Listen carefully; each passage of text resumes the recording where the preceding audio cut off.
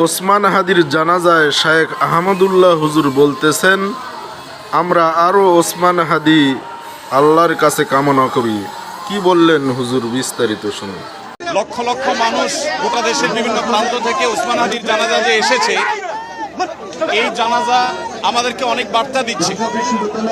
বাংলাদেশ তৃষ্ণার্ত পাখির মতো অপেক্ষা করছে এমন কিছু মানুষের, যে মানুষগুলো এদেশের স্বাধীনতা সার্বভৌমত্বের জন্য, ইনসাফ এবং ন্যায় বিচার প্রতিষ্ঠা করবার জন্য, জনগণের অধিকার আদায় করার জন্য নিজের সর্বোচ্চ শক্তিকে যারা আল্লাহর রাহে কোরবান করবে, এরকম কিছু তরুণের জন্য গোটা দেশের মানুষ অপেক্ষা করছে।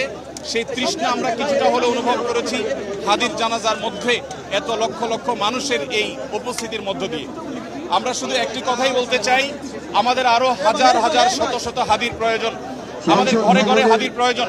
আমরা যারা এখানে এসেছি, ওসমান হাদির এই চেতনা, তার আদর্শ এবং তার যে সততা, তার যে নিষ্ঠা, এটাকে যদি আমরা ধারণ করতে পারি, আমরা যদি তারুণ্য ধারণ করতে পারি, তাহলে আমাদের বাংলাদেশ ভিন্ন এক বাংলাদেশে পরিণত হতে পারে। বিশ্বের মানচিত্রে আমাদের মাথা আমরা উঁচু করে দাঁড়াতে পারি। সেই প্রেরণা যেন আমাদের তরুণরা ধারণ করতে পারে।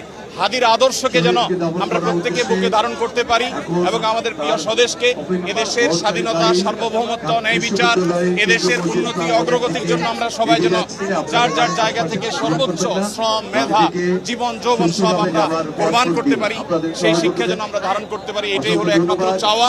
আমি দোয়া করি আল্লাহ তাআলা ওসমান হাদিকে শাহাদাতের সর্বোচ্চ মাকাম দান করুন এবং সেই সাথে ওসমান হাদির যে প্রেরণা, তার যে আদর্শ, তার যে চেতনা, সেটা যেন এই দেশে, এদেশের বিভিন্ন প্রান্তে প্রান্তরে যেন যুগ যুগ ধরে, শতাব্দীর পর শতাব্দী ধরে যেন টিকে থাকে, বেঁচে থাকে। স্বাধীনতা সার্বভৌমত্বকে ধারণ করবার মতো তারুণ্য যেন আমাদেরকে আরো উজ্জীবিত করে, আরো অনুপ্রাণিত করে।